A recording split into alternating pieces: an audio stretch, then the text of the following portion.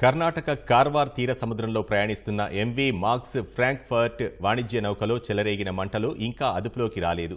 మంటలను ఆర్పివేసేందుకు భారత తీర రక్షణ దళం చేపట్టిన ఆపరేషన్ కొనసాగుతోంది. సుజిత్, సమ్రాట్, సాచేత్ నౌకలతో సుమారు 12 గంటలుగా ఆపరేషన్ కొనసాగిస్తున్నట్లు కోస్ట్ గార్డ్ తెలిపింది. గోవా, కొచ్చి నుంచి రప్పించిన ఎయిర్ క్రాఫ్ట్లు వైమానిక పరిశీలన చేస్తున్నట్లు పేర్కొంది.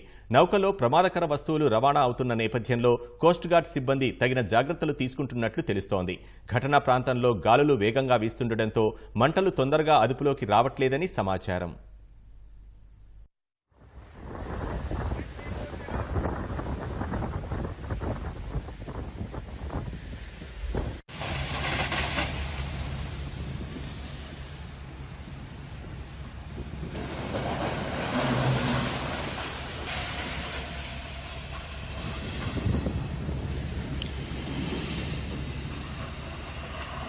Good privilege.